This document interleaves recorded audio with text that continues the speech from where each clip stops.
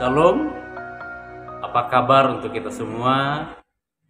Senang sekali bisa bertemu dalam renungan harian Majelis Resort GG Sampit di edisi hari Kamis tanggal 8 Mei tahun 2025. Adapun nas yang menjadi dasar untuk renungan bagi kita pada saat ini yaitu terdapat dalam kitab Yeskiel pasal 11 ayat yang pertama sampai yang ke-13.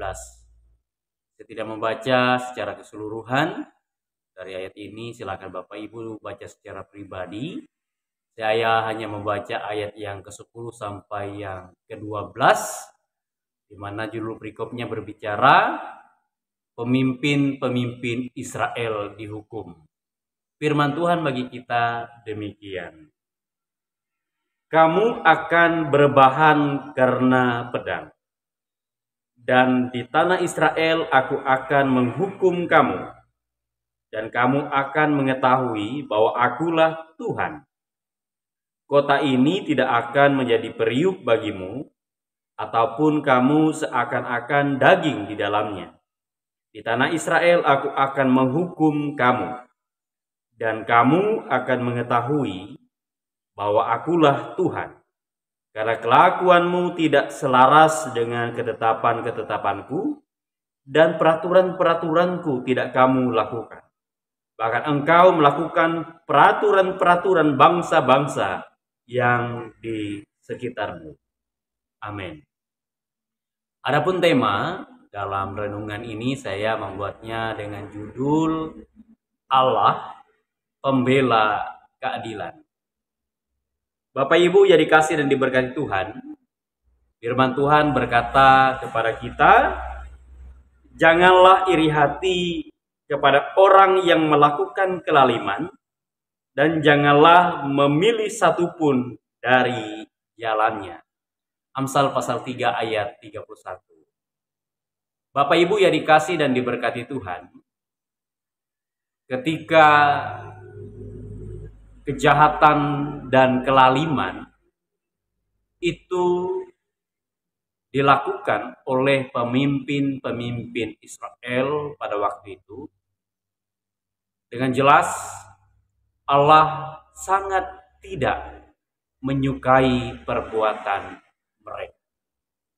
Sehingga ketika ke-25 pemimpin yang ada pada waktu itu, di mana salah satunya adalah Pelaja bin Benaya, yang termasuk di antara ke-25, melakukan suatu kejahatan baik atas kehidupan bangsa Israel dan juga kejahatan di mata Tuhan, di mana dengan kesombongan mereka mengatakan bahwa kota di mana mereka tinggal adalah periuk dan mereka adalah daging.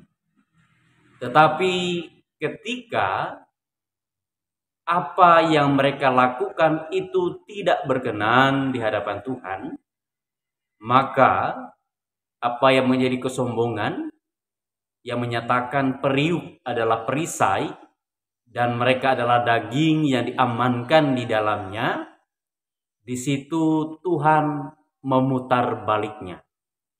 Di mana jelas tadi dikatakan dalam ayat yang ke-10, kamu akan berbahan karena pedang, dan di tanah Israel aku akan menghukum kamu, dan kamu akan mengetahui bahwa akulah Tuhan.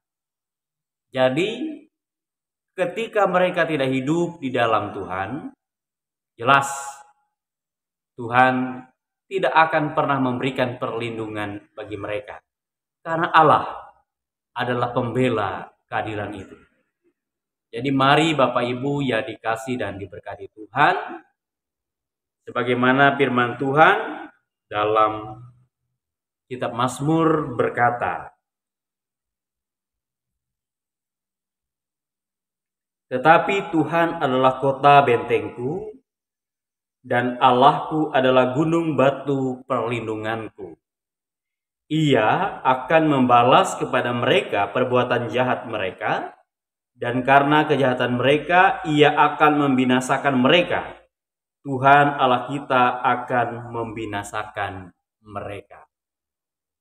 Bapak Ibu yang dikasih dan diberkati Tuhan, jadi sehebat apapun kita menyembunyikan atau mengatur suatu kejahatan, pasti pada waktunya kejahatan itu dikalahkan oleh kebenaran. Karena Tuhan yang kita imani di dalam Yesus Kristus, Ia tidak pernah mencintai yang namanya sebuah kejahatan dan dosa. Ia setia, Ia menghendaki supaya setiap kita orang percaya yang hidup di dalam Dia harus menghidupkan firman dan melakukan apa yang benar di mata Tuhan. Dan percaya apa yang kita lakukan di dalam Tuhan dan nyata benar di matanya, maka kehidupan kita akan senantiasa boleh disertai dan diberkati. Tuhan yang menolong kita, Tuhan memberkati firman-Nya. Amin. Mari kita bersatu di dalam doa, kita berdoa. Bapa di surga, kami menaikkan syukur pada saat ini. Karena kami senantiasa boleh diajarkan bahwa apapun yang menjadi kejahatan kelaliman yang hidup atas kehidupan kami, itu semua tidak pernah disukai oleh Tuhan. Maka sebagaimana ke-25 pemimpin Israel pada waktu itu, mereka satu persatu dihukum Tuhan. Kami yang pada saat ini boleh menerima kasih karunia, ajarkanlah kami untuk hidup takut akan Tuhan. Dan apa yang menjadi pengajaran, titah, dan firman-Mu, itu yang senantiasa boleh kami lakukan. Di dalam pertolongan Roh Kudus, kami percaya Tuhan yang memampukan kami semua. Ini kami Bapa, kami berdoa di dalam nama Tuhan Yesus Kristus. Kami alaskan renungan ini. Amin. Sampai berjumpa dalam edisi renungan selanjutnya. Tuhan Yesus memberkati kita. Shalom.